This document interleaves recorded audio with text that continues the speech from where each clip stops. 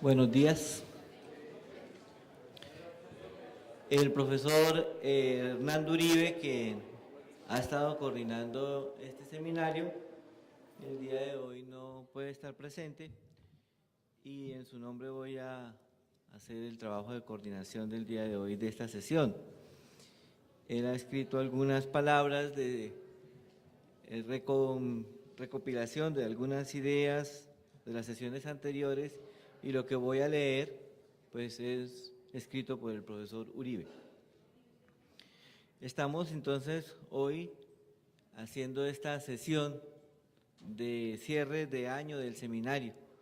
No estamos cerrando el seminario porque el seminario continúa con otra serie de invitados e invitadas el próximo año, pero sí esta es la sesión para cerrar este año académico.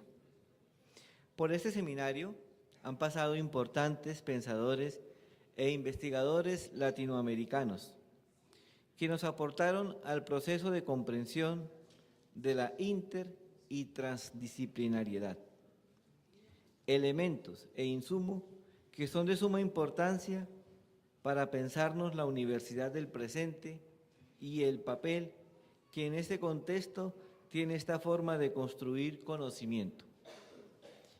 En primer lugar, el profesor Carlos Augusto Hernández abordó la cuestión de la interdisciplinariedad y la universidad e hizo un llamado para que la universidad empiece a incorporar en su estructura, tanto académica como administrativa, este modelo particular de hacer docencia, investigación y extensión.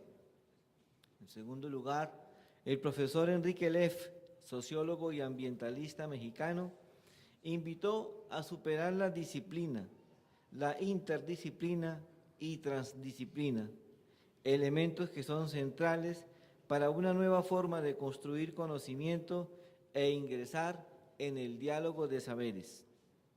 La responsabilidad que tiene la universidad con su entorno inmediato y las comunidades.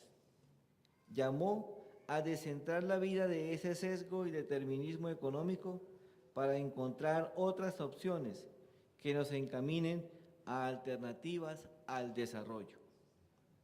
Los pueblos latinoamericanos ancestrales parecen tener la respuesta a esta crisis de la humanidad que goza de un antropocentrismo y egocentrismo de especie. Poner atención entonces al buen vivir, vivir bien. En tercer lugar, el profesor Carlos Vasco, por su parte, mostró que sí es posible hacer operativa la interdisciplinaridad institucional, aunque ella contenga sus riesgos por decisiones políticas e institucionales. Es un esfuerzo que debe seguir haciéndose. En cuarto lugar, el profesor Yves Lenoir, sociólogo del conocimiento en Canadá, en su visita mostró el papel de los procesos educativos y pedagógicos desde una perspectiva interdisciplinaria. Un proceso que debe involucrar la razón, el corazón y la mente como un todo y no como elementos apartes. Y a esta conclusión llegó al comparar casos interesantes en Estados Unidos, Brasil y Francia. El día de hoy tenemos como invitada central, como decíamos al inicio, para el cierre de este año del seminario, a la profesora Consuelo Uribe Mallarino, quien se desempeña actualmente como vicerrectora de investigaciones de la Pontificia Universidad Javeriana de Bogotá. La profesora Uribe es profesora asociada de esta misma universidad. En sus estudios es licenciada en Sociología de la Universidad Santo Tomás de Aquino de Bogotá, doctora en Antropología Social de la Escuela de Altos Estudios de Ciencias Sociales de París y posteriormente hizo una maestría en la Universidad de Harvard en la Escuela de Salud Pública. Hoy ella nos quiere compartir entonces la reflexión sobre interdisciplinaridad, saber y estructuras universitarias, lo cual ha venido haciendo en diversas publicaciones, entre las cuales quisiéramos resaltar algunas. Tiene un libro sobre la interdisciplinaridad en la universidad contemporánea, otro sobre un modelo para armar teorías y conceptos de desarrollo, pero también un modelo para amar, ¿no? Bien. Otro texto, pasemos al tablero, 10 años de evolución de la calidad de la educación, y otro de educación básica en Colombia. Y un texto sobre la reforma de pensiones en Colombia, la equidad de género, ser y mujer y desarrollo de la CEPAL. Le damos las gracias a la profesora Consuelo por haber aceptado esta invitación y esperamos que sus palabras hoy nos orienten en esta búsqueda que como universidad estamos haciendo de la construcción de un saber compartido desde la interdisciplinaridad, pensar la transdisciplinaridad y poder llegar al diálogo de saberes. Bienvenida.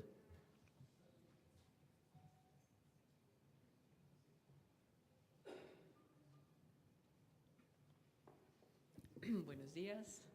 Es para mí un gusto estar aquí en la Universidad Autónoma de Occidente y en Cali, la sucursal del Cielo. Me encanta venir a esta ciudad. Vengo a menudo porque la Javeriana tiene una seccional acá, no muy lejos de aquí, y me gusta ver también cómo se construye país desde las regiones y cómo las universidades de esta zona lo hacen de manera muy independiente, pero muy especial, muy propia de ellas.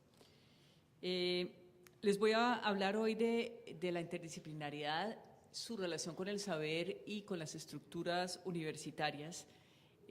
Esta parte de las estructuras universitarias en la investigación que iniciamos en el 2010 con el equipo con el que trabajé fue realmente una sorpresa. No sabía que iba a estar incidiendo tanto estas estructuras organizativas en la interdisciplinaridad. Lo que tengo acá, espera a ver, mouse.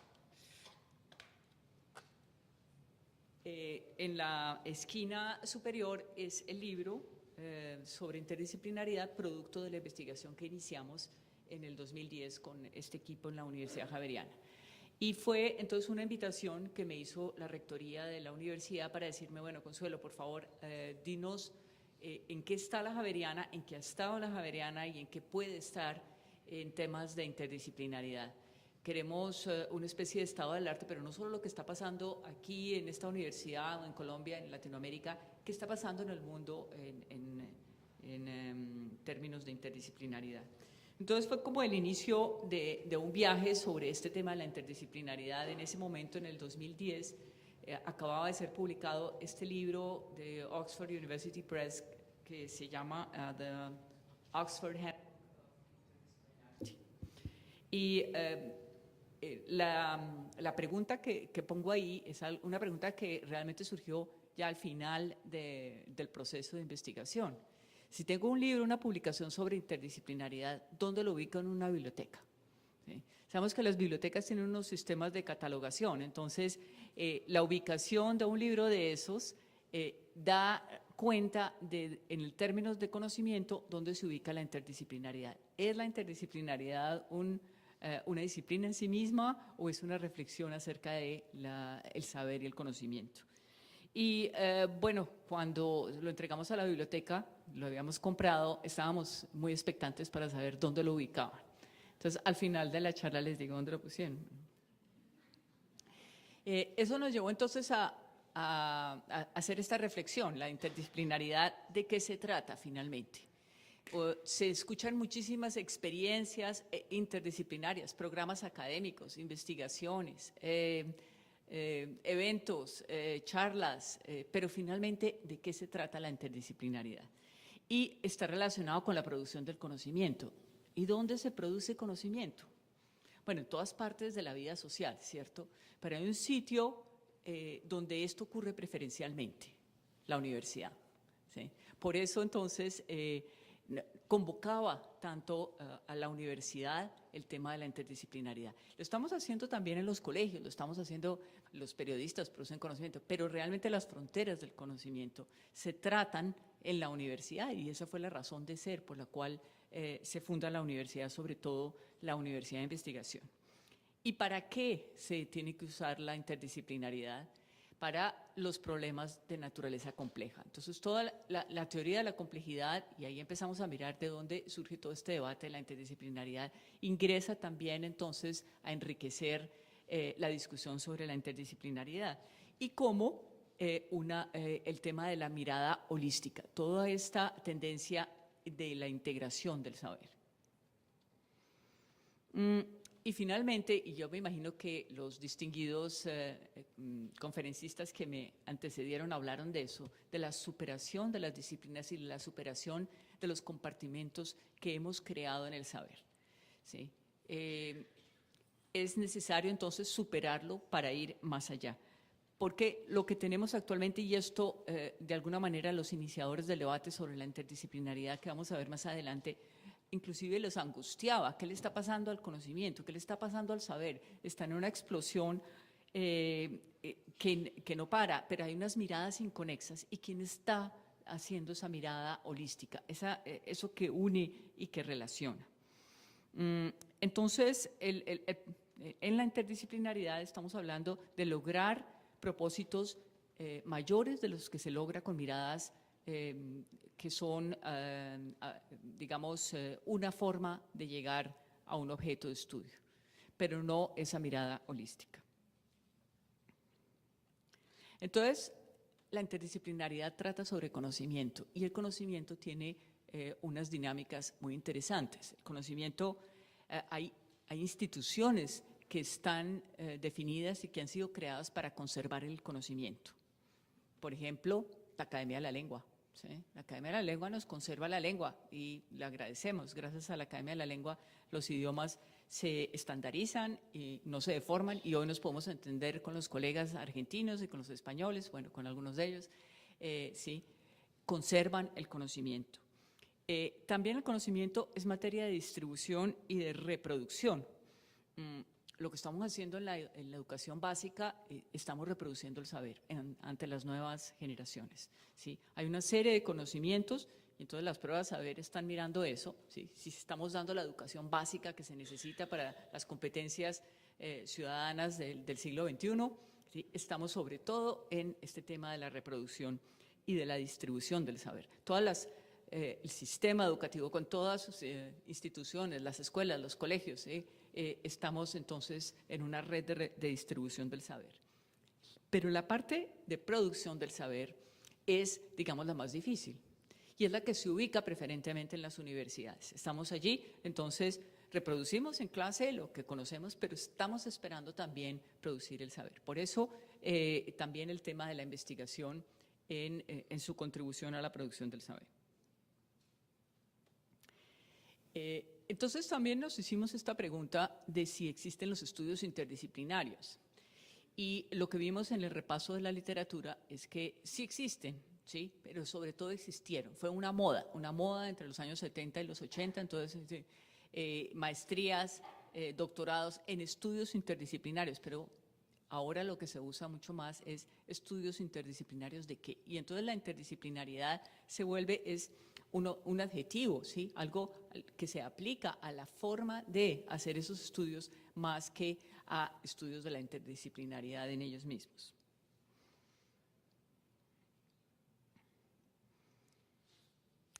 Partiendo de esta cita, y aquí tengo entonces que reconocer el tributo de todo nuestro estudio al padre Alfonso Borrero, que fue un jesuita que creó en la Javeriana la Facultad de Estudios Interdisciplinarios. ¿Y saben en qué año la creó? 1973. ¿Sí? Una facultad que duró 20 años, se llamaba Estudios Interdisciplinarios y cumplió un papel muy, muy importante en la vida de la universidad. Allí en la Facultad de Estudios Interdisciplinarios se ubicaba todo lo novedoso y lo nuevo, ¿sí? Un elemento innovador muy importante. Esta cita entonces la trae el padre Borrero en el tomo 6 de sus obras sobre la universidad, que escribió extensamente sobre la universidad, y él encontró también esta relación entre la temática de la interdisciplinaridad y las estructuras de la universidad, dado el papel tan importante y tan destacado que tiene la universidad en la producción del conocimiento. Entonces, Gustorf dice, existe una clara relación entre el desarrollo del saber y las estructuras institucionales que lo han alojado. La historia de las universidades, la de las cátedras y sus contenidos de enseñanza han condicionado de alguna forma el adelanto del conocimiento. Entonces, lo que voy a mencionar en los próximos 10, 15 minutos está relacionado con eso, cómo las estructuras universitarias de alguna manera avanzaron el saber, pero lo avanzaron de una cierta manera, ¿sí? Y inciden en la forma de producir el conocimiento. Para eso entonces me voy a referir a cómo nació la universidad, dado el papel tan importante que tiene la universidad en la producción del conocimiento. La universidad medieval. Las primeras universidades, aquí están las fechas de fundación: Bolonia, París, Oxford, Palencia y Cambridge. Estaba organizada entonces o bien en facultas, en naciones y en colegios. Las facultas expresan a la vez ramas del saber y el cuerpo docente. Hoy día en castellano, cuando decimos facultad, eso no nos trae a la mente cuerpo de profesores, ustedes los que están aquí, no. Facultas son estructuras organizativas que alojan ramas del saber, ¿cierto? Pero en inglés, faculty es el profesorado. Entonces, esto está relacionado con la primera universidad. Naciones era grupo de estudiantes de distintas nacionalidades que se agrupaban para recibir la enseñanza universitaria. Y los colegios eran los lugares a la vez de encuentro y de albergue de profesores y estudiantes. Si ustedes visitan una universidad como Oxford o Cambridge, está organizada en colleges, ¿sí? Y en los colleges viven estudiantes de pregrado, de posgrado y profesores, y se encuentran ahí en las noches a la hora de las comidas o al mediodía. Entonces, son lugares de residencia muy importantes también, y la universidad pensada como un lugar en donde los estudiantes universitarios van a vivir. No es nuestra universidad más conocida, ¿sí? en Hispanoamérica, ese no fue nuestro modelo, pero la primera universidad tenía esa organización. En Bolonia propone un tipo de universidad tan autónoma que hay comunidades de maestros y estudiantes y hay maestros de gramática, de retórica, y una de las primeras áreas en las cuales se interesa la Universidad de Bolonia es las leyes. Acuérdense que el derecho romano viene del Imperio Romano, fue uno de los primeros sitios donde se enseñaba leyes. Y había entonces griegos, francos, germanos, y la enseñanza se impartía en latín. Una cosa importante que tiene este modelo de universidad, vamos a ver, son museos, jardines, cosas de las que no tenía o de las que carecía la Universidad Española, que es la que heredamos en Hispanoamérica. El padre Borrero era muy bueno para hacer esquemas, y este es el esquema que él propone de la universidad medieval. 3 grandes facultades mayores, la jurídica, la teológica y la de medicina, que eran profesionalizantes. Entonces son las primeras que empiezan a entregar títulos, y con eso la competencia y la habilidad para ejercer. No todo el mundo podía ser jurista, no todo el mundo podía ser teólogo, no todo el mundo podía ser médico. Y aparece arriba la Facultad de Artes o la de Filosofía, de la cual van a salir luego todas las humanidades e inclusive las artes. Y las naciones y los colegios que están alrededor, ¿sí? O bien se aglutinaban por el origen nacional y su lengua, por supuesto, o bien por los colegios, pero igual la lengua de enseñanza era el latín. Esta universidad profesionalizante va a dar lugar luego, con la revolución científica, a una universidad más científica, pensada alrededor de la producción de nuevo conocimiento. En cambio, miremos la estructura de la universidad inglesa, como les mencionaba, Oxford y Cambridge, una federación de colegios, sí, y los colegios a la vez comunidades residenciales y unidades de encuentro de los tutores con los alumnos. Y en el centro, unas unidades de servicio común. No se parecen a nuestras universidades, a la Autónoma o a la Javeriana, ¿no es cierto? Es muy distinto. Entonces, cuando uno va a ver una universidad como Oxford hoy día, dice, oh, entendamos de dónde viene, y sigue siendo en buena manera una federación de colegios. Hay 3 tipos de universidades que menciona Borrero. La Universidad de Oxford, en donde los alumnos contratan a sus maestros. Esto es pues el sumum de la autonomía universitaria, los estudiantes contratando a los maestros, sino al revés, que los maestros y los decanos aceptando alumnos en el programa académico. Era al contrario, se buscaban los docentes para ser contratados. La Universidad de París, una congregación de maestros y sus estudiantes, y la de Boloña, organizado alrededor de las naciones que atendía, de los alumnos de varias naciones. El medievo tiene una especie de core curriculum que son las 7 artes liberales, y estas, recordemos que en esa época la educación básica no era masiva. O sea, hay universidades y la universidad medieval anteceden a la educación pública masiva de los niños. Los niños se preparaban en las casas con preceptores, ¿sí? Pero no estaban yendo a escuelas. En cambio, sí había universidades. Y entonces era muy interesante cómo la educación superior nace antes que la educación básica. El trivium y el quadrivium es entonces el core curriculum en la época de la universidad medieval, y se enseña gramática, dialéctica y retórica en el trivium, que son relacionadas con el leer y escribir, competencias que buscamos todavía, ¿cierto?, a nivel universitario. Oye, ¿cómo le enseñamos a los muchachos a la comprensión lectora y a redactar correctamente? Pero estaba la retórica también, y esa la hemos olvidado de alguna manera. Y en el quadrivium estaba aritmética, geometría, astronomía, y luego por las artes, la música. Pero toda la enseñanza se hacía alrededor de la lectura de textos, y recordemos que en ese entonces los textos se copiaban a mano, ¿no? Y entonces pues eran preciosos, y la clase consistía en leer textos, ¿sí? Entonces leamos los clásicos y leamos el latín y ejemplos de buena dialéctica, vamos a los griegos, ¿sí? Mucha lectura de textos clásicos, mucha reproducción del saber, ¿sí? Bueno, y también da paso a la universidad como dispensadora de títulos, y eso sigue siendo un rol muy importante de la universidad. Muchos de nuestros alumnos vienen por esa parte, ¿sí? No, deme un título con lo cual se certifica que yo sé de algo y puedo tener entonces un ejercicio profesional. Y la primera habilidad para dar eso la otorga el Papa a las universidades.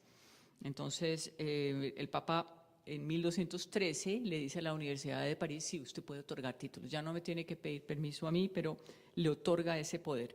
Antes de que lo hiciera el Estado, entonces no era el registro calificado del entonces del Estado, sino lo hacía el Papa a la universidad.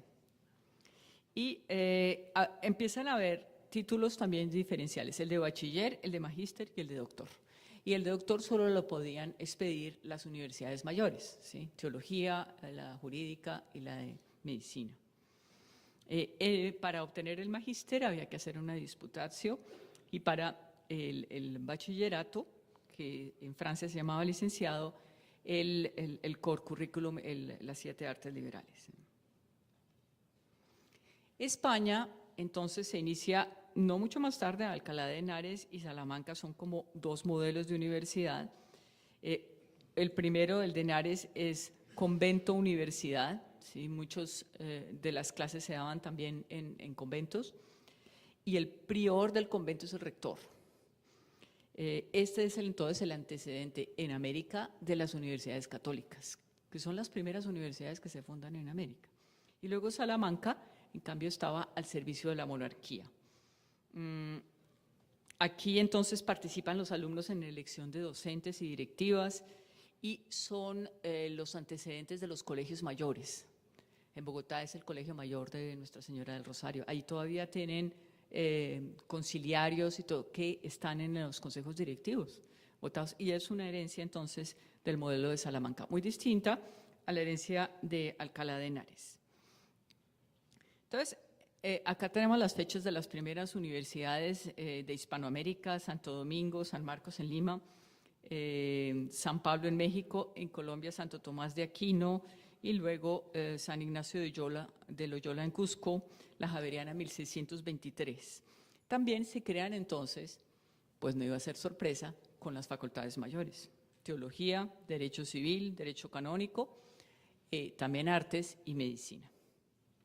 Sin embargo, en Hispanoamérica, y eso lo muestra Santiago Castro en su libro De la Ibris del Punto Cero, para ingresar a la Universidad Colonial había que tener limpieza de sangre, ¿sí? Que son las formas, digamos, sutiles de discriminar quién puede ingresar a obtener estos títulos y quién no. Los hijos bastardos no podían entrar, entonces. La estructura de la Universidad Hispanoamericana, entonces, sus facultades mayores, leyes, teología y medicina, y menores, artes y filosofía. De ahí van a salir entonces todas las demás. Y los títulos que dispensaba: bachiller y doctor. Luego lo de la maestría, las especializaciones, todo eso es mucho más tardío, ¿sí? En Colombia, hasta el decreto 80 del 80 se hablaba de posgrado sin diferenciar. Solamente entonces se empieza a decir: un momento, esto es especialización, esto es maestría, hay créditos académicos, bueno, todo eso fue posterior. Pero entonces, en términos de cómo va modificándose el conocimiento, ocurre la revolución científica, y esto es un periodo de tiempo muy largo, no se puede ubicar y decir la revolución científica fue como la revolución francesa de 1789, no puede decir, sí, es un cuerpo de eventos que empiezan a suceder, y uno de ellos es la invención de la imprenta, ¿sí? Para la revolución científica era necesario tener la imprenta y reproducir los libros con amplia difusión, ¿sí? Un libro único que está en una biblioteca, su difusión es muy limitada. La conquista del Nuevo Mundo produjo muchísimos conocimientos nuevos y observaciones también de que, bueno, la naturaleza humana, si estos indígenas tienen alma o no tienen alma, pero también conocer toda una serie de fauna, flora que antes no conocían, ¿sí? Toda la parte de la geografía, muchísimo desarrollo del conocimiento con estos viajes que se hacían a América, cosas que se traían, nuevos productos, etcétera, y complementarios al desarrollo de la industria y del comercio de esa misma época.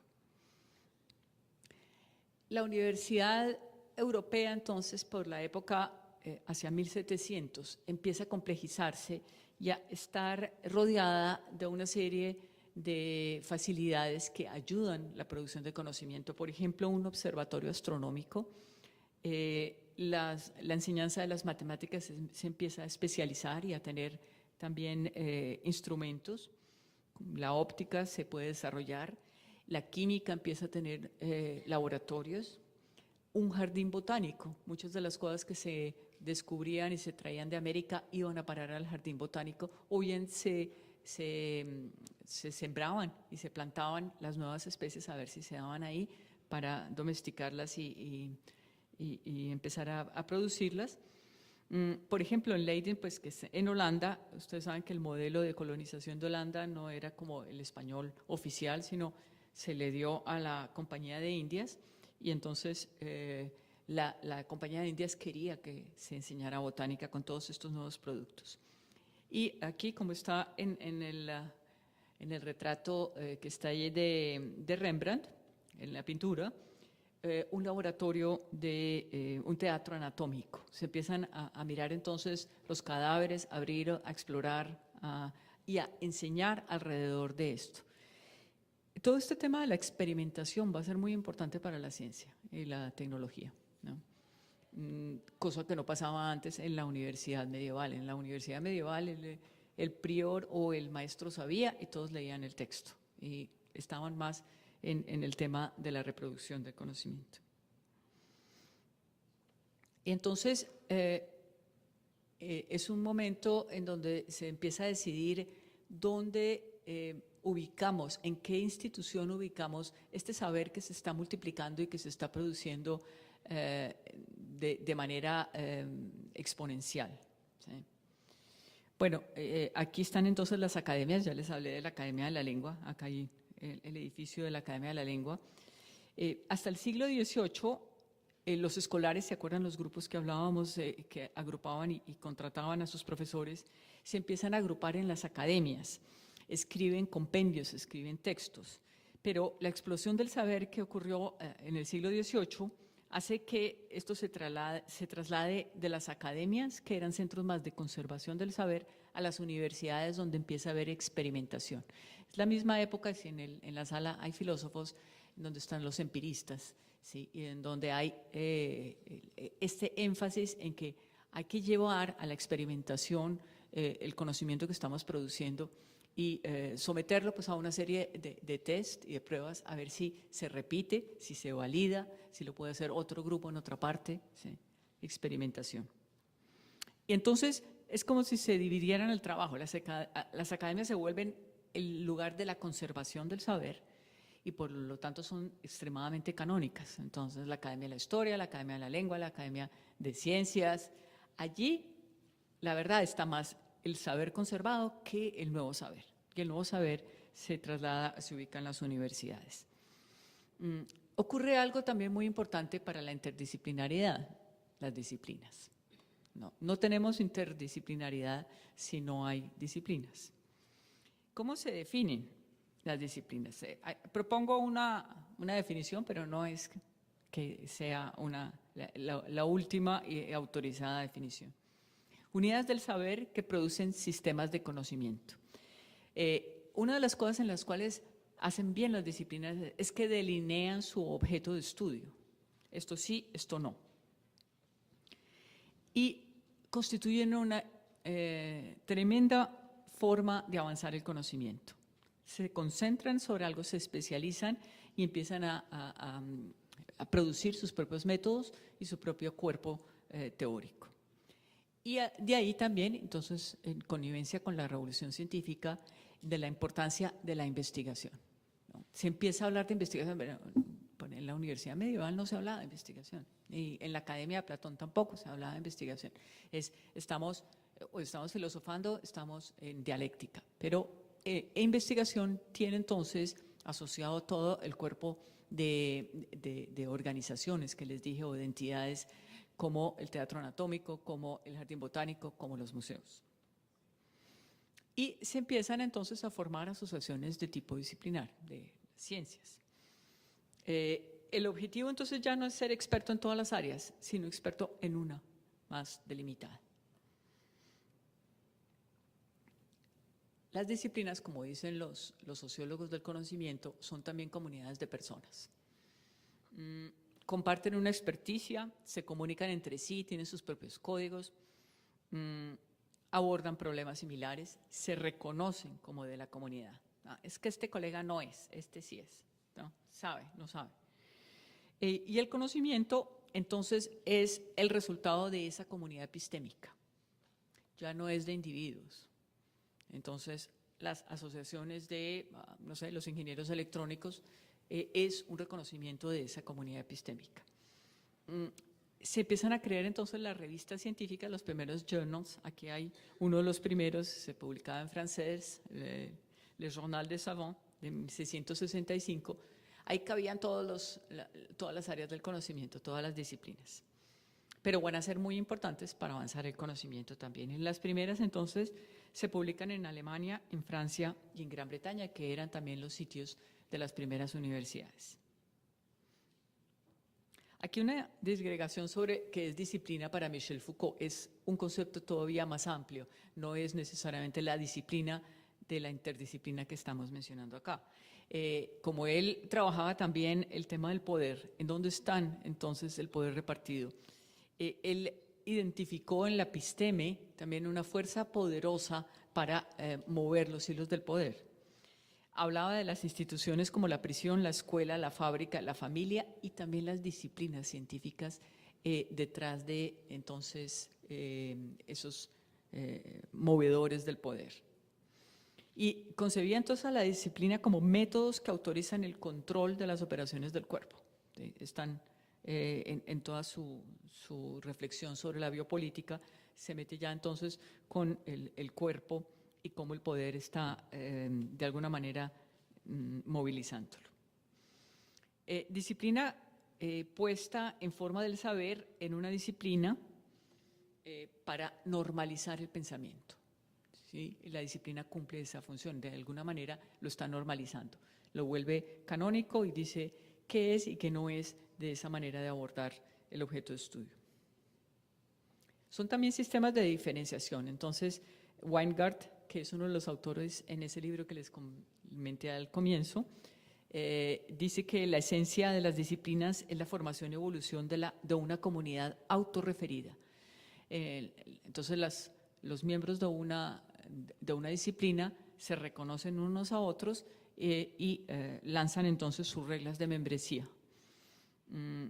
La primera de las reglas de la membresía es: ¿tienes un título o no tienes un título en esto? ¿Cierto? Pero también las formas de enseñanza, los exámenes, los certificados, las carreras y una jerarquía de conocimientos. Entonces, el gurú de comunicación es Jesús Martín Barbero, y luego sigue así, y hay su jerarquía, etc. Y esta entonces ocurre en tres estructuras: en las universidades, en las asociaciones disciplinares y en las revistas científicas. Estos tres van a ser muy importantes para ubicar el saber y para mover el saber. En Francia vamos a ver que la universidad tradicional, la de la Sorbona, la Universidad de París, que había recibido en 1213 la autorización del Papa para dispensar títulos, llega la época de Napoleón, que es una figura de Estado muy fuerte, y dice: yo quiero hacer una educación superior distinta, que son las grandes escuelas. Y en las grandes escuelas lo que va a primar no es las disciplinas, sino la formación profesional. Y entonces hace la escuela de minas, la escuela de aguas, la ENA, que es todavía donde sale la élite francesa de toda la burocracia pública, y cuando digo burocracia no estoy criticando, la de puentes y calzadas, la de agricultura, la de comercio y la escuela normal. De la escuela normal van a salir los maestros y los profesores universitarios.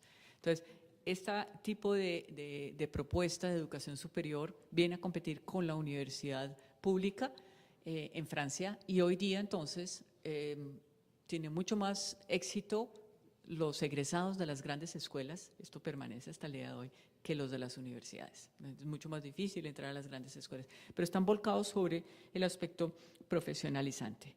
Y también se crea el Politécnico, y en muchas partes de Europa se crean politécnicos con la tutela de los ministerios del ramo. Entonces, este modelo de formación de educación superior también va a ser muy importante. El de los ingenieros, el Ministerio de Defensa o el Ministerio de Comercio o el Ministerio de Industria patrocinándolo. La Universidad Alemana, a partir de 1800, es una universidad entonces donde ya empieza a haber otras facultades, otras carreras: matemática, física, química, biología, en el centro la filosofía, que es como la madre, y luego en el aro más externo las tres grandes facultades fundantes: medicina, derecho y teología. Pero vemos entonces que ya hay todas las carreras y las facultades de las ciencias de la experimentación, de las ciencias naturales y de las ciencias exactas. Bien, entonces la universidad alemana, que es la que va a servir de modelo para la universidad de investigación después de la revolución científica. Al comienzo tenía las tradicionales grandes facultades: leyes, medicina, filosofía y teología, y luego empieza a enfocarse. Era propuesta por Wilhelm von Humboldt, el hermano de Humboldt que vino a la expedición botánica, alrededor entonces de la investigación y del seminario tipo alemán. No sé si ustedes están familiarizados con, es un seminario en donde hay un trabajo intenso de colaboración entre el docente y los alumnos. Los alumnos tienen que trabajar mucho ahí, no es que van sí, a oír la clase y ya, yo sí hice la lectura de hoy o no la hice, no, están haciendo un protocolo, están haciendo relatoría y la siguiente sesión se inicia con una recopilación y la lectura del protocolo anterior, entonces hay un trabajo intenso. Pero entonces hay también muchísimo énfasis en la experimentación y en la investigación para la producción de conocimiento. Eso va a modificar a todas las universidades de ahí en adelante. Esta universidad en particular absorbe entonces los institutos, los laboratorios, los jardines y los museos de la Academia de Ciencias. Una universidad entonces con un gran campus en donde están todos esos elementos. No se parece mucho a nuestras universidades. Nosotros todavía tenemos universidades que son 2 edificios, y entonces estas sí, la Facultad de Derecho, sí, es ese edificio de allí, la Facultad de Medicina, pero una universidad donde hay un observatorio, un jardín botánico, los museos, por ejemplo, etnográficos, de lo que se trae de campo, todas las muestras de la experimentación y del trabajo empírico, es una universidad muy distinta a una que solamente tiene edificios.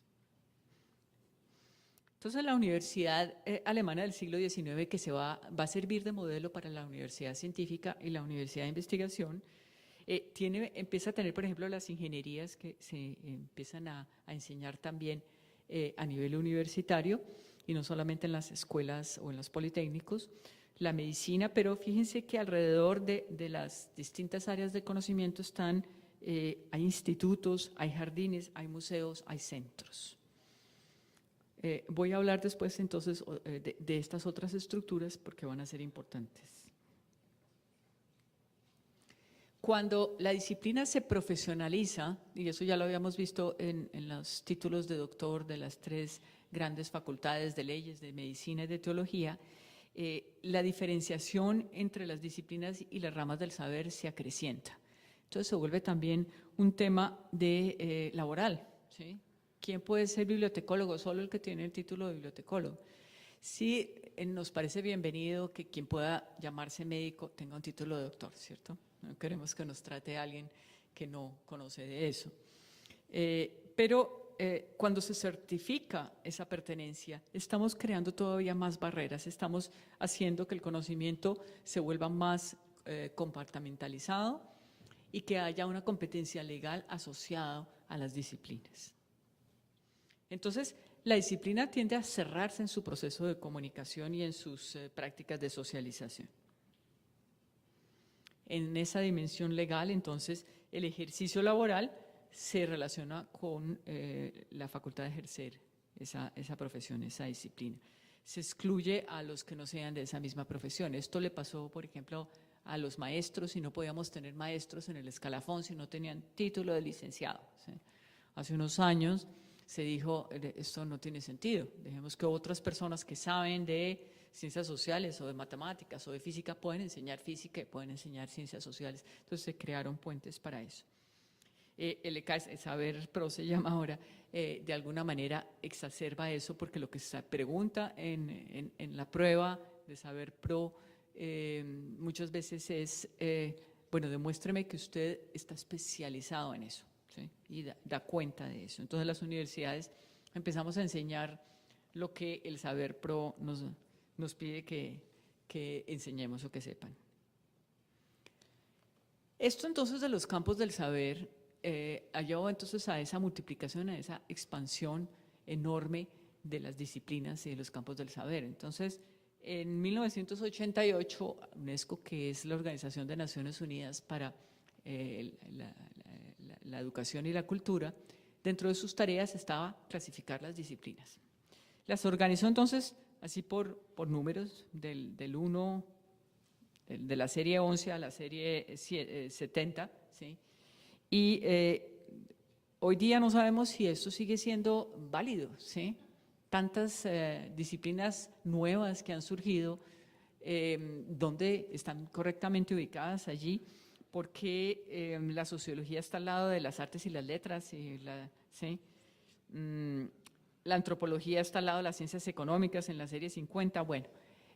Pero de todas maneras es para decirles una cosa, cuando uno cuenta las disciplinas que están en ese catálogo de la UNESCO, el número llega a 249. Entonces, podemos decir, ese es el número de disciplinas que hay hoy día. Muy difícil de establecer ese número. Pero digamos que para esta época, 1988, y se ha seguido poniendo al día, no es que lo hizo por primera vez en el 88, pero lo sigue haciendo, es parte de sus tareas. UNESCO va a estar entonces también preocupada por esto de la expansión del saber y de que no se está conectando. Otro entonces sistema de clasificación del conocimiento son las bibliotecas. Y bueno, vemos entonces a la pregunta, ¿dónde ponemos el libro de interdisciplinariedad? ¿Sí? Y este es el sistema CDU, hay otro sistema, el DUI, hay otros sistemas, le da entonces unos números, pero es alguna manera, es una forma de organizar el saber en esta expansión donde ponemos los libros, es importante. Hay entonces un hecho que es muy importante para las universidades y para la ubicación de las estructuras del saber en estructuras organizativas en la historia de la universidad, y es el nacimiento del departamento. La Universidad de Harvard es la primera que organiza departamentos, lo hace hacia 1824.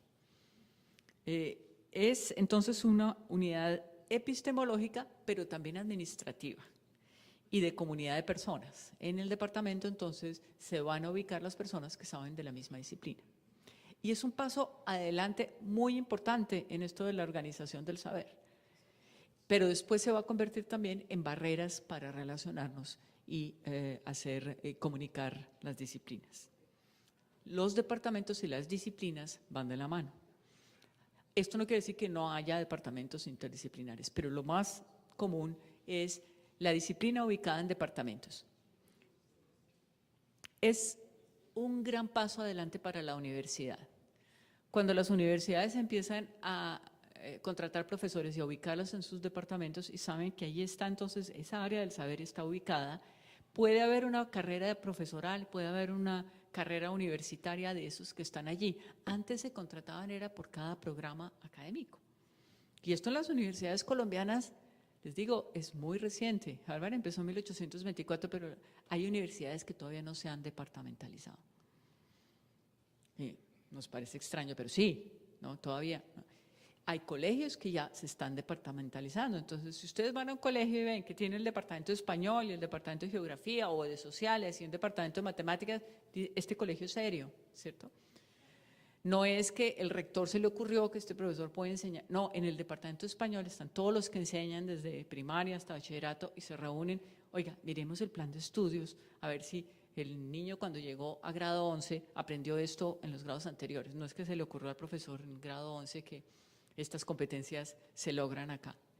Esa ubicación entonces de los profesores en departamentos, que hoy día también se ha trasladado a los colegios, es muy bienvenida para el desarrollo del conocimiento. Ahí están entonces esas comunidades autorreferidas y todo lo que buscamos los profesores, comunidad académica. Yo sí quiero estar en un departamento, ojalá, con una masa crítica de colegas, donde haya distintas posiciones epistemológicas, es bienvenido, o maneras de hacer las cosas, líneas de trabajo, pero que donde haya discusión y donde esa comunidad autorreferida me diga, usted sí sabe, usted no sabe. ¿Sí? Cuando los profesores se contrataban solamente para un programa académico, pues allá el profesor era rey, ¿no? Y no, indiscutible lo que él decía.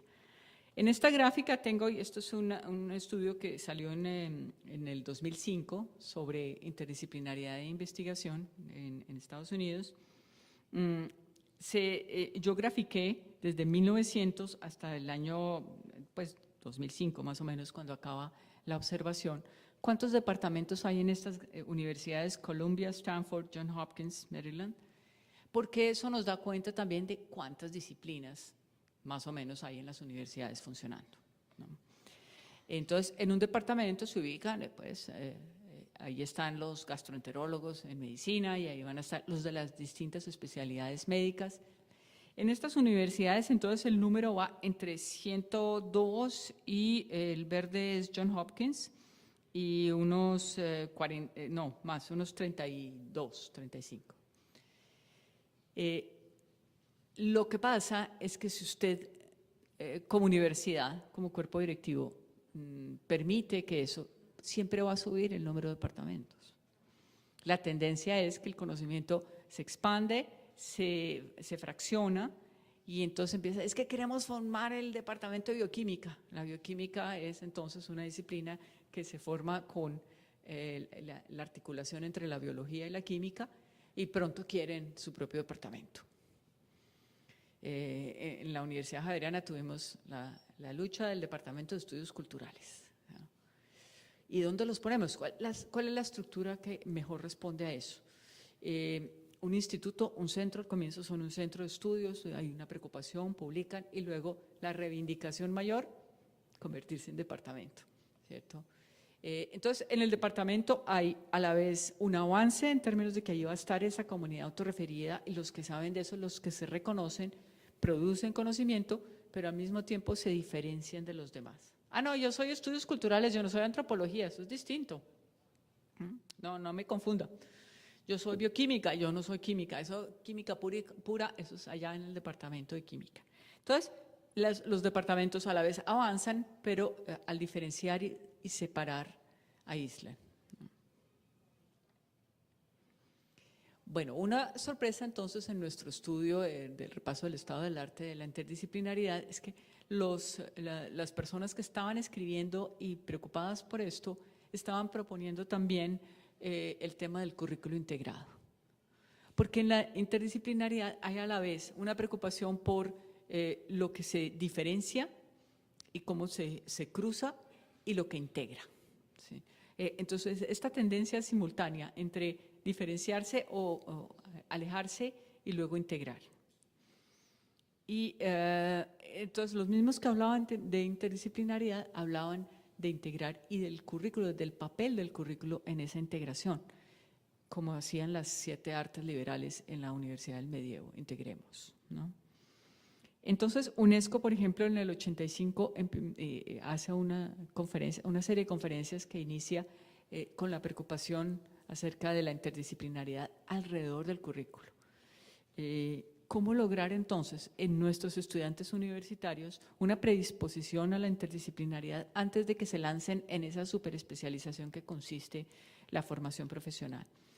Entonces, si vamos a tener a un ingeniero que entra a ingeniería de sistemas, desde el día 1 quiere que le den ingeniería de sistemas. Sí, y está bien, pero si esa es la única formación que le ofrecemos, el egresado, cuando ya se gradúa, su disposición para la interdisciplinariedad se va a ver comprometida. Entonces, bueno, la Universidad Javeriana hizo una propuesta de currículo integrado porque todo esto de la formación de los jesuitas siempre se ha preocupado mucho de la formación humanística. Entonces, era alrededor de la formación humanística que se hizo esa propuesta, sobre todo para las carreras técnicas. Hay una asociación de universidades y colleges en Estados Unidos que se llama Asociación de Aprendizaje Integrativo, que está avanzando mucho la discusión sobre esto, de cómo hacer que el conocimiento tenga una visión contextual, que de alguna manera los estudios culturales lo hacen para las humanidades, siempre está contextualizando, para que el conocimiento no se vea siempre como fraccionado, sino qué es lo que subyace en la producción de conocimiento, temáticas y posiciones que logran esa integración. Y hay una propuesta también de estudios de artes liberales que lograría eso. Lo que pasa es que los egresados de estudios liberales no consiguen empleo. Y los egresados de los doctorados de estudios interdisciplinarios no consiguen empleo. Nuestro mundo laboral es un mundo disciplinar. Y nuestro mundo también, inclusive la organización del Estado, es un mundo sectorial. Entonces, agricultura, educación, ¿sí? Todas las distintas ramas del saber. La Universidad de Columbia es una universidad que tiene el core curriculum más antiguo, desde los años 20. Todos los estudiantes universitarios tienen que tomar asignaturas de tipo interdisciplinar que son de tipo integrativo, pero también algo que sea relacionado con la redacción, con estudios musicales, con humanidades, con fronteras de la ciencia. También tienen que tomar asignaturas no solo de lengua extranjera, sino de ciencias. Usted va a estudiar sociología, igual, mire a ver, tiene que entender cómo está la frontera de las ciencias en biología, en ciencias naturales, genómica, etcétera. Antes de entonces empezar a especializarse.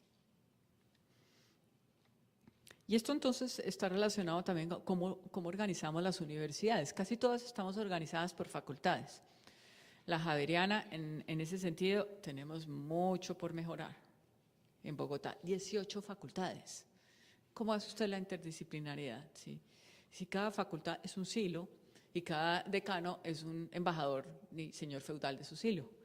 Y su principal función en un consejo académico donde están todos los decanos es negociar y cerciorarse de que su área del conocimiento no la tocan otros, no es mía. ¿Sí? Usted va a enseñar antropología, pero usted está en comunicación, no, sí, es mío.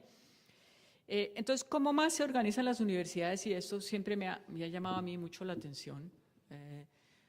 Tenemos institutos, tenemos centros, ¿qué tenemos? Escuelas de posgrado, escuelas de pregrado. Lo que predomina en la Universidad de Estados Unidos es un solo college para todo el pregrado, salvo a los ingenieros que siguen entrando directamente a formarse. Con la interdisciplinariedad no vamos a hacer desaparecer los departamentos. Y por más de que ahora soy la vicerrectora de investigación en la Javeriana, entonces invitamos, hacemos convocatorias para proyectos de tipo interdisciplinar, pero decimos la investigación disciplinar hay que seguir haciéndola, no quiere decir que todo se volvió interdisciplinar. A ver si es bienvenido la colaboración entre personas de distintas disciplinas, pero no olviden su disciplina, porque el que les dice que la disciplina ya quedó atrás y que la transdisciplinaridad es superar las disciplinas, no le crean. No las podemos superar. Este movimiento entonces hacia el fraccionamiento del conocimiento y la especialización no se puede detener, pero sí tenemos que buscar maneras de que se comuniquen y se fecunden unas con otras. Entonces, fíjense que en Colombia no vemos facultades, vemos escuelas de posgrado, a donde van los que ya van a hacer maestría y doctorado, entonces salud pública o sí, derecho en Estados Unidos es un posgrado, no es un pregrado. Los departamentos, en cambio, eso las universidades no han prescindido de ellos. La Universidad Iberoamericana, que es una universidad jesuita en México, prescindió de las facultades. Entonces pasa de rector, vicerrector, departamentos. Y luego institutos que están entonces comunicando en investigación a las áreas del saber. Voy a pasar esto. Oxford tiene también una estructura interesante. Creó divisiones. La humanidades sigue con facultades, 9 facultades dentro de la división de humanidades, la de ciencias matemáticas, físicas y de la vida, los departamentos y además laboratorios, institutos. La de ciencias médicas tiene 14 departamentos, la de ciencias sociales 11 departamentos y una facultad. Entonces, es como si las estructuras universitarias, las antiguas, perviven con las modernas, pero el departamento se erige como, digamos, el más importante. Si creamos un departamento de estudios interdisciplinarios, ¿eso qué querrá decir? No tiene sustancia, ¿sí? Es más bien una forma de unir las cosas. Entonces no sería estudios interdisciplinarios, sino estudios en algo. Y ahí empiezan entonces a haber áreas del conocimiento que se ubican en lugares donde no están las disciplinas. Y eso avanza mucho el conocimiento. Entonces, en esto del repaso de la interdisciplinaridad, yo me imagino que los conferencistas que me antecedieron se refirieron a varios de estos autores. No es tan antiguo este debate. 70, en una conferencia que se organiza en Francia y auspiciada por la UNESCO, ahí están entonces estos personajes, está Piaget, está Edgar Morin y está Nicolescu, que todavía está muy vivo y dando la pelea.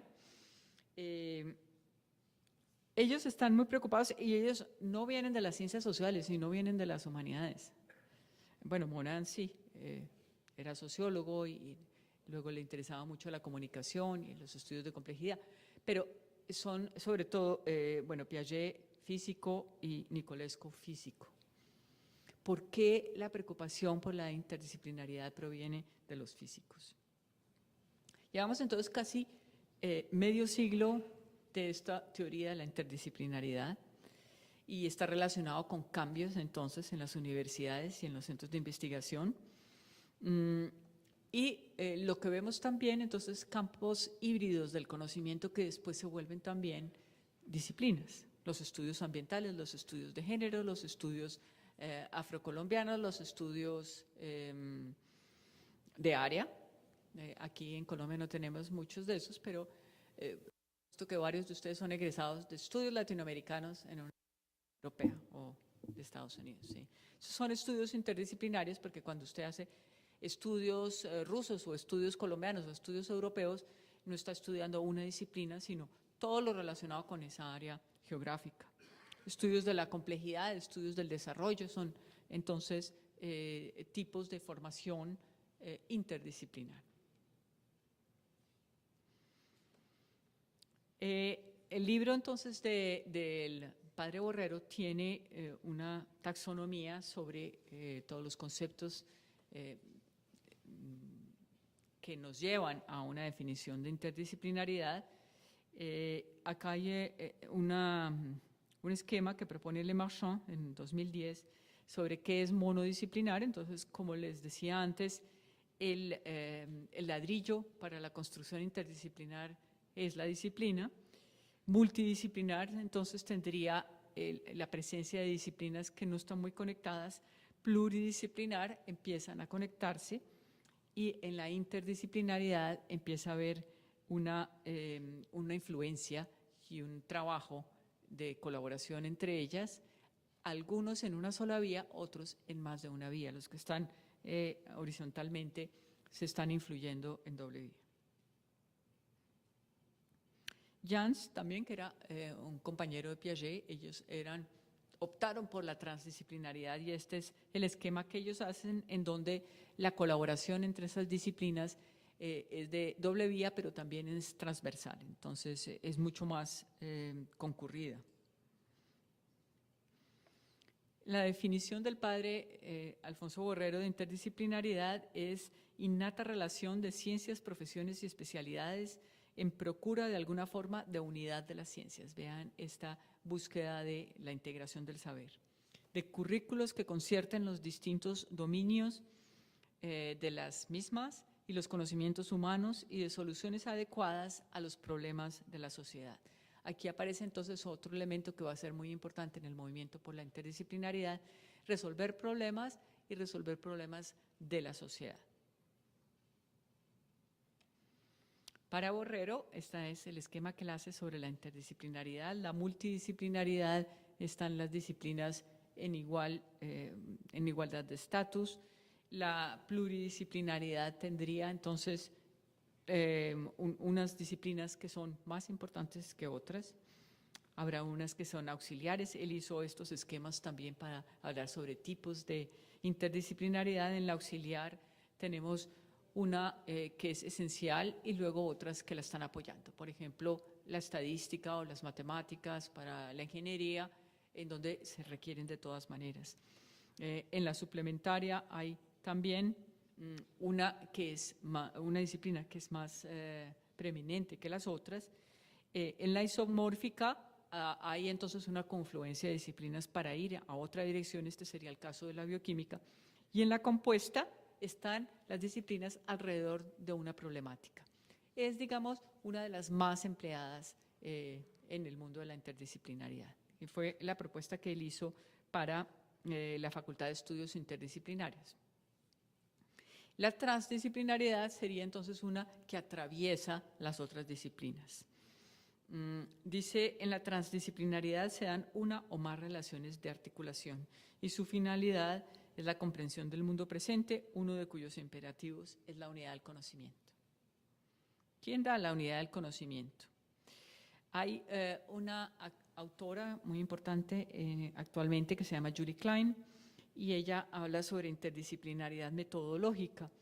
Entonces dice que aquella que tiene componentes compartidos, donde los métodos son compartidos por varias disciplinas. También interdisciplinariedad con principios de organización de la intersección, es decir, un cruce disciplinar en los cuales los conceptos fundamentales se usan para la utilización y los hallazgos entre disciplinas.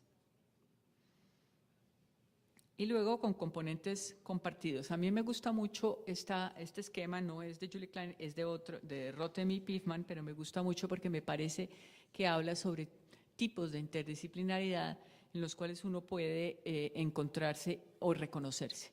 Primero sería la interpersonal. Yo creo que muchos de nosotros tenemos ese tipo de recorridos, tenemos un pregrado en una cosa, una maestría en otra, un doctorado en otra. La mayor parte de las personas tienen un recorrido interdisciplinar en su vida. Entonces, logran esa interdisciplinariedad de manera interpersonal. Pero no es la más, digamos, la más fecunda en nuevo conocimiento. La más fecunda interdisciplinariedad convoca a varias personas, convoca equipos, ¿sí? Entonces, en la segunda, la colaboración grupal entre individuos de varias disciplinas. Es difícil, la interdisciplinariedad no es fácil. A veces usted para un proyecto pone a trabajar juntos a un biólogo y a un sociólogo y luego al ingeniero, y tienen entonces esquemas tan distintos que se van a tomar tiempo en llegar a esa colaboración. Entonces, acá se ve ese intento de cruzar puentes. Para la interdisciplinaridad, ese cruce entre las disciplinas es importante. Y para nosotros en el proyecto de investigación, entonces parecía que, sí, esto es propio del proceso investigativo. Estamos cruzando puentes, pero tenemos un objeto de estudio al cual referirnos. Pero también entonces es importante en los currículos cómo cruzar esos puentes. Y en términos educativos, este tipo de profesores, este tipo de docentes son los más difíciles de encontrar. En general encontramos el especializado, el que sabe, ¿sí? El que cruza puentes es difícil de encontrar. En el tercer tipo hay la creación de un nuevo campo de conocimiento en los intersticios, ¿sí? ¿Dónde se ubica? Un ejemplo de esto son los estudios culturales. Surgen entonces en los años 70, son humanidades, son ciencias sociales, empiezan a criticar a la sociología, a la antropología, contextualizan todo lo que sucede y no se ubican exactamente ahí, tampoco es filosofía, se ubican en un intersticio y lo hacen también que se convierten un día en una disciplina. Entonces, es la manera contemporánea de producir conocimiento. Ahí se ubican en intersticios, cruzan puentes y están en un nuevo lugar.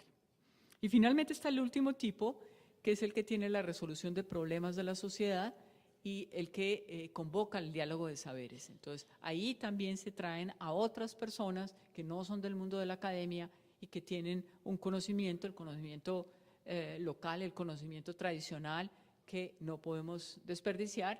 Aún los científicos más científicos consultan con las comunidades locales y con sabedores tradicionales porque tienen ese saber que puede enriquecer.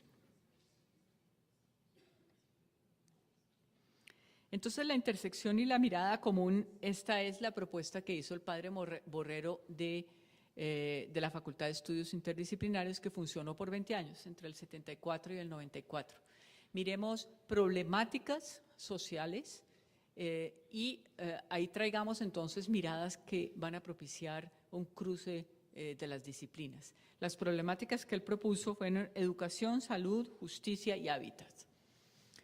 Esas problemáticas no se han superado, ¿cierto? Podríamos decir que todavía siguen pendientes, son ecuaciones pendientes por resolver y la mirada interdisciplinar es necesaria, pero las estructuras universitarias son tan fundamentales en que esto se pueda hacer o no, que la Facultad de Estudios Interdisciplinarios se cerró en 1994 porque no era viable.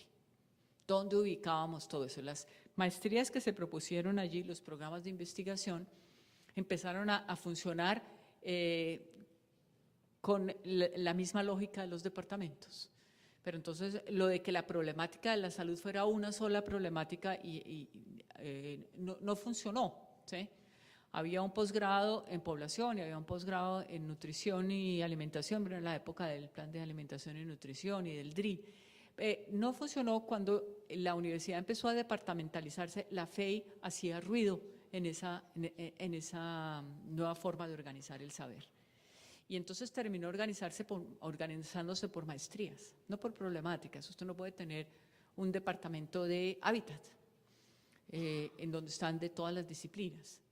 Y las maestrías a la vez encontraban su razón de ser en el mercado, por un lado, y por otro lado en las tendencias en ese momento de la cooperación internacional de que se apoyaba. Entonces, sí había mucho interés en desarrollo y mucho interés en estudios de población, y había recursos por ese lado. Entonces, Population Council o USAID, apoyando investigación, estaban interesados en otras cosas, no en una mirada interdisciplinar. Y después de 20 años, entonces, la FEI, cuando ya se estaban haciendo los reglamentos, y que es un departamento, la FEI hacía ruido, rechinaba con el resto de la organización de la universidad. Era una facultad solamente de posgrados, eso era interesante, entonces ahí había profesores con doctorado y eso generó otras cosas. Pero no funcionó, era alrededor de problemas, pero fue muy importante para ese momento. Entonces, si ustedes están tratando de definir cómo saber si un proyecto es de tipo interdisciplinar, y aquí estamos hablando de programa académico o de una investigación, hay entonces un elemento de integración y un elemento de colaboración. Esa integración puede darse entonces de forma parcial, a un nivel inferior, a un nivel superior, y en la parte de colaboración va a haber una parte metodológica, y es ahí entonces, a los que hacemos investigación, no voy a tener un componente cuantitativo y uno cualitativo. Dificilísimo que los resultados de esas dos fuentes se dialoguen y produzcan algo coherente. No sé si han tenido como investigadores esa problemática. ¿Cómo lo hago para que no sea un agregado, un pegado? La parte cualitativa me dio citas y la parte cuantitativa me dio datos. Un diálogo difícil. Y la parte teórica puede producir también una nueva campo del saber. Entonces, en el estudio de interdisciplinaridad, y toda la Javeriana estaba pendiente de saber, bueno, díganos qué es la trans y qué es la inter, y cuál es la verdadera, y cuál es la definición autorizada. Y cuando fuimos a presentar los resultados les dijimos, ¿saben qué? Los vamos a decepcionar, pero no hay una definición autorizada en el mundo. Tenemos muchas experiencias y en el libro, cuya portada les puse en la primera diapositiva, repasamos todo tipo de experiencias, ¿sí? Centro de Complejidad en Nuevo México, la Universidad de Bielefeld, que tiene el primer centro de investigación en interdisciplinaridad, el Centro de Nicolescu en París.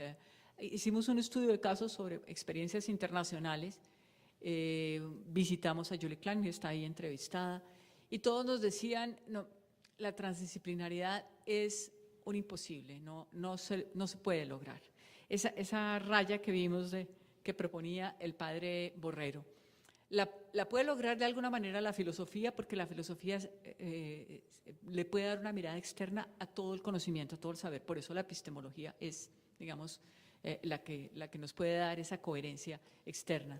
Pero si usted oye a alguien que le dice que las disciplinas están superadas, pues no le dé crédito a esa persona. No están superadas. Lo que hay entonces es ese intento de encontrar estos elementos que son comunes a las experiencias interdisciplinares, curriculares, pero de investigación o de programas académicos. Es que haya colaboración, pero muchas veces es efímera, es alrededor de un problema o alrededor de una temática de investigación. Puede haber también acerca de una forma de abordar una problemática y se crea entonces una nueva disciplina. Entonces, los descriptores, más que una definición autorizada en la interdisciplinaridad, están la colaboración, la integración, la parte más difícil, porque son grados crecientes de colaboración, es la hibridación. Y para la hibridación, entonces, se necesita una permanencia en el tiempo del equipo. El equipo tiene que ser múltiple, tiene que ser de distintas disciplinas, pero tiene que estar trabajando conjuntamente. Y lo que yo les decía a los colegas era, sabe que la interdisciplinariedad es más larga, es más difícil y es más costosa que la disciplinariedad, pero da sus réditos, da muy buenos resultados. Hay que hacerlo, hay que apuntarle a ello. Y hay también una mirada como un problema complejo. Veámoslo como algo que no resiste una sola perspectiva, sino distintas perspectivas, incluida la del diálogo de saberes, la del saber popular. Es una forma también válida de ver el conocimiento y por eso entonces se invita al diálogo de saberes. En las estructuras universitarias donde estaban esa organización o esa unidad que puede cruzar. Yo la encontré en la Javeriana en los institutos. Tenemos 14 institutos y dije, apostémosle a estos como forma entonces de propiciar la interdisciplinariedad. Lo ideal es que estén por fuera de las facultades para que puedan hacer ese cruce, porque las facultades finalmente actúan como silos y no permiten esa hibridación. Pero también hay departamentos interdisciplinares. ¿Sí? La Facultad de Estudios Ambientales y Rurales tiene departamento de desarrollo rural y regional, y hay biólogos y hay científicos sociales. Son los más difíciles de mantener, pero tienen también un espacio en las estructuras universitarias. Pero si no le ponemos atención a esa forma como las estructuras universitarias impiden la interdisciplinaridad o facilitamos eso, y ahí entonces las universidades del mundo han sido muy creativas, por eso les mostré, se han creado divisiones, a ver si se propicia la interdisciplinariedad, se han creado institutos, centros de estudio para que se dé ese cruce. Bueno, y eso era lo que les quería contar.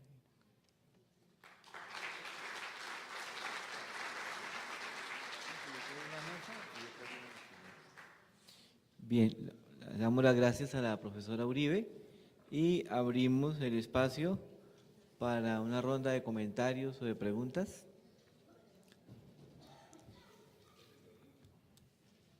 ¿Algún departamento quiere empezar? Profesor, ¿me facilita? Sí, por favor.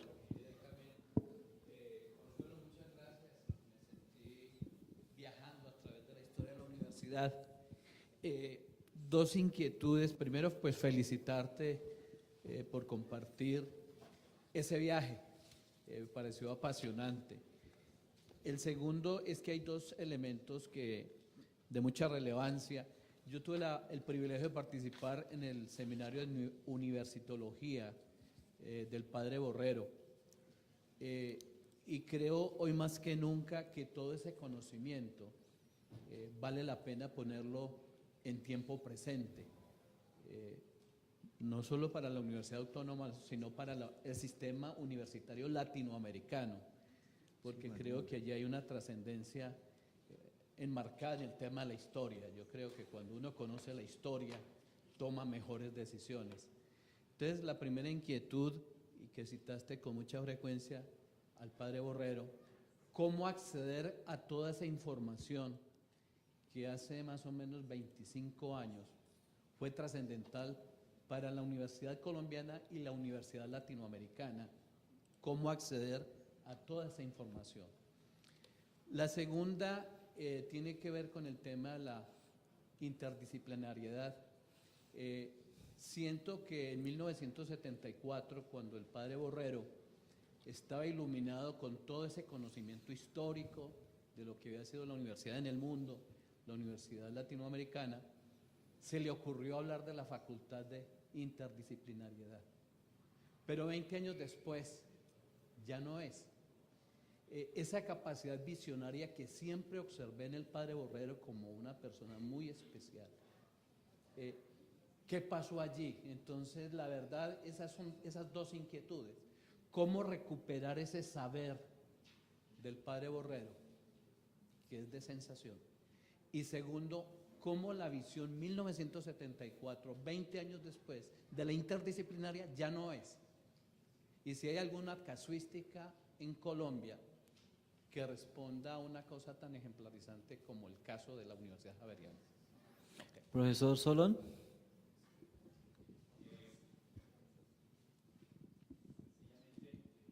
Un suyo que bajé de internet, usted habla de la necesidad de crear un orden simbólico de la ciencia y la tecnología para darle peso realmente a los problemas interdisciplinarios, ya que dice que se celebran las facultades, se celebran los departamentos, las facultades, pero pocos esfuerzos se hacen por los procesos colaborativos. Entonces, como comunicador, quisiera saber yo, ese orden simbólico, ¿cómo estaría constituido estratégicamente? Esa es la pregunta. ¿Alguien más? ¿El profesor Guzmán?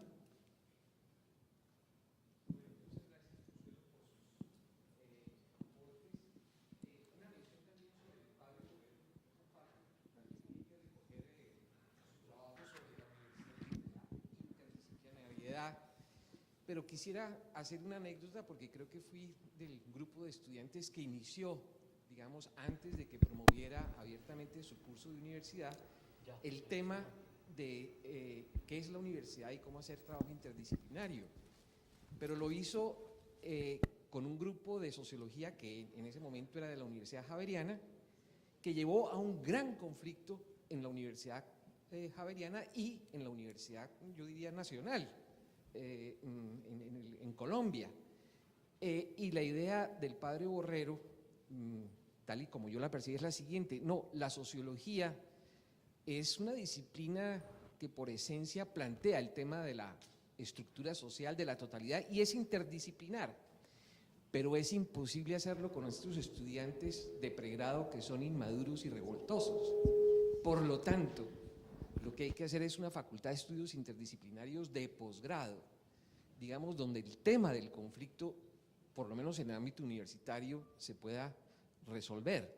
Entonces, yo creo que es importante hacer este punto, y desde el punto de vista del contenido, a mí me impactaba muchísimo la manera como la reflexión para ese momento del padre Borrero se fundamentaba en la universidad medieval, en el texto de Ircés sobre universidad, en la Universidad de Bolonia y de Coimbra, y en una idea, digamos, de poder compartir profesor y estudiantes alrededor de una temática conjuntamente, porque yo creo que ese tema que es, si se quiere, del Renacimiento, hasta cierta manera perdura hasta hoy, y creo que tiene pues muchísimo valor.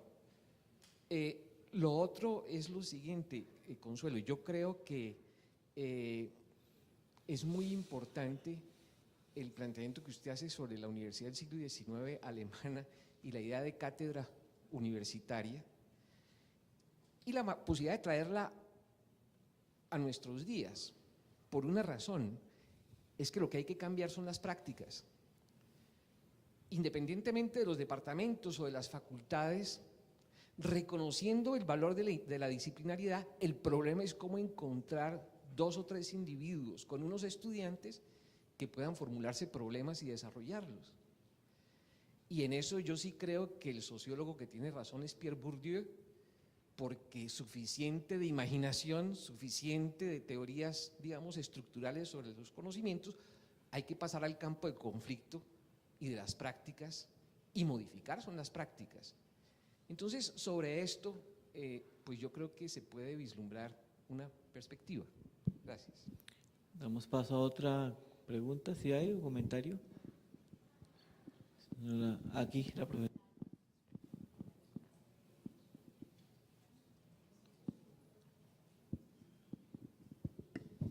Gracias.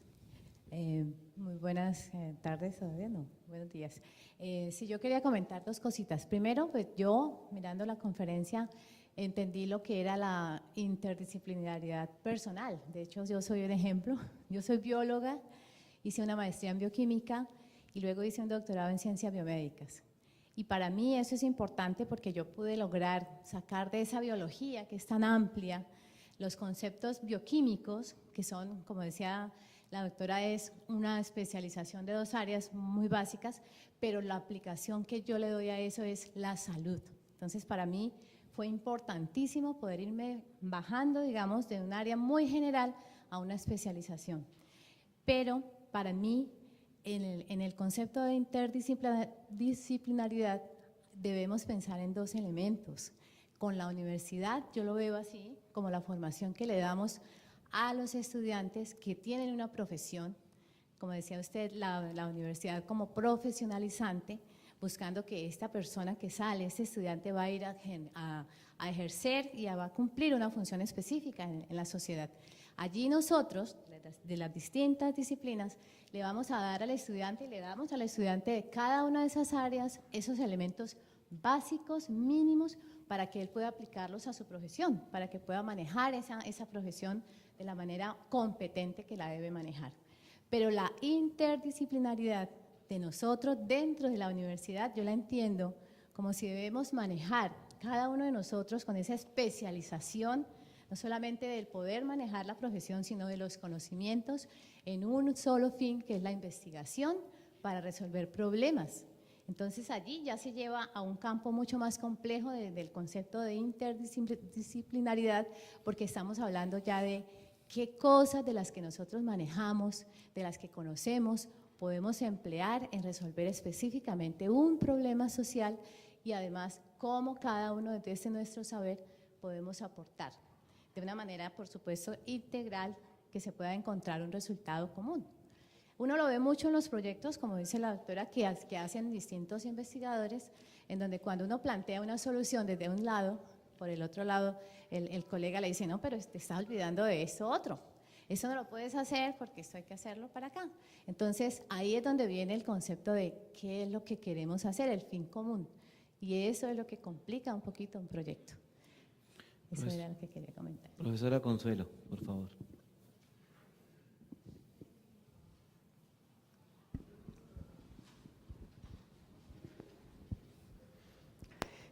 Bueno, va a empezar. No les había concluido el tema de dónde quedó el libro de interdisciplinaridad en la biblioteca.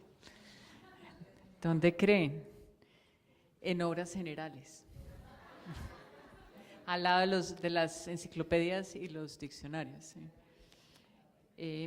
Entonces, sí, fíjense que la interdisciplinaridad está en todas partes, pero no está en ninguna en específico, y eso es uno de los problemas, con qué la hacemos, con qué la agarramos, como que es…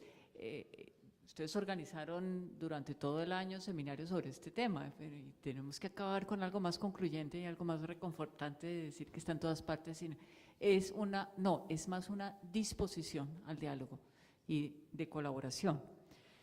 Bueno, con respecto a la primera pregunta, el seminario del padre Borrero y de Universitología, sus obras sí fueron publicadas por la editorial Javeriana y son 8 volúmenes, se consiguen en la tienda Javeriana y de pronto en línea sí lo venden, ¿no? Pero si quiere, si usted me da su tarjeta, le puedo averiguar cómo hacerlo.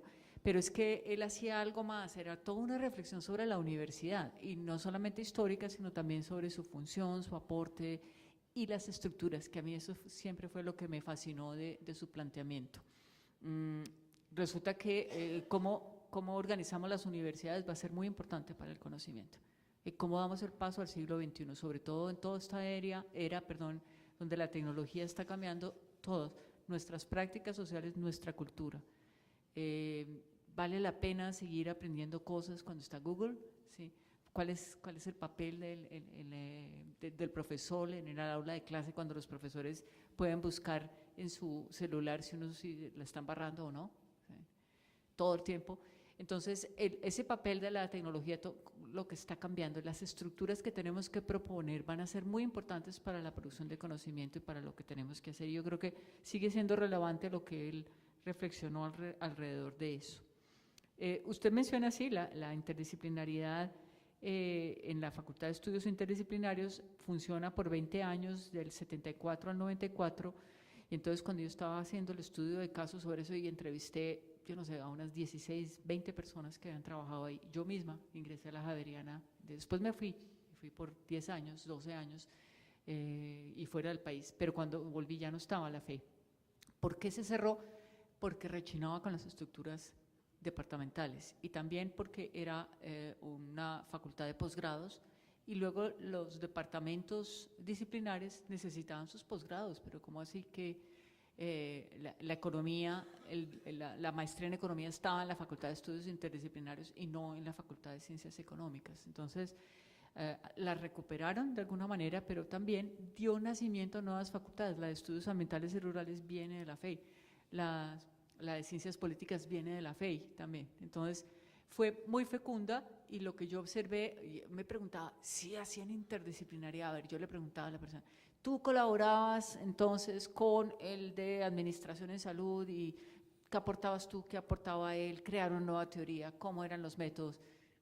No, Consuelo, olvídese de eso, no. Teníamos una maestría y proyectos de investigación y publicábamos, pero lo que sí observé fue que el conocimiento, el saber y la investigación avanzó muchísimo en esos 20 años de la FEI. Entonces, la interdisciplinaridad es un espacio o una excusa, si quieren, para que ocurran cosas que no ocurren en los espacios más tradicionales como el departamento. Pero al mismo tiempo el departamento solo se estaba consolidando para mediados de los 90, entonces era un movimiento simultáneo. ¿Qué fue lo que se decidió? Y eso quedó entonces en el proyecto educativo, que la interdisciplinariedad era tarea de todas las unidades, no de una sola facultad, o de la vicerrectoría académica aquí en la Autónoma. Va a ser de todos ustedes, y sí, una empresa que se va, y una disposición de todos. Eso está relacionado entonces con su pregunta sobre el orden simbólico, cómo logramos que la interdisciplinaridad sea una disposición de las personas. Y para eso, si todos fuimos formados disciplinariamente, después empezar a actuar interdisciplinariamente va a ser difícil. Y de nuestros estudiantes puede suceder lo mismo. No quieren que les hablen de otras cosas. ¿Ustedes han visto algo más disciplinar que lo que se pide de una tesis de pregrado? No, usted le pide a un estudiante de economía que haga una tesis y si produce una tesis de pregrado interdisciplinar, no se gradúa. Ese muchacho no se gradúa. Tiene que demostrar autonomía y suficiencia en la disciplina. Entonces, esa disposición a que podamos pedir unas tesis y les permitimos, sin embargo, que hagan doble carrera y que entonces hagan ingeniería o comunicación y ciencia política, como es la tesis de ese muchacho o de esa niña. Le permitimos una tesis interdisciplinar, eso implica entonces que las carreras se sienten y en el orden simbólico digan, oiga, este muchacho puede hacer algo distinto, que no es ni esto ni es aquello, y demuestra, sin embargo, suficiencia en ella y un cruce. En la interdisciplinaridad siempre hay un cruce, de un lado al otro.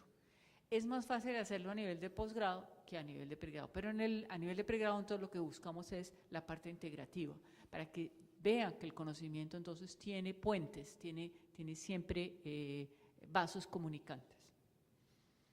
Al profesor Guzmán, ¿qué pasó con sociología en esa época? El padre Borrero sí cerró la carrera de sociología y estaba en el movimiento de Cataluña, pero era un momento en donde todos los estudiantes universitarios y sobre todo de ciencias sociales estaban en las calles, ¿no? Entonces México estaba en las calles y Berkeley estaba en las calles y París, ni qué decir, algo que trascendió entonces a una sola nación y tiene que ver más con un movimiento generacional, un movimiento social.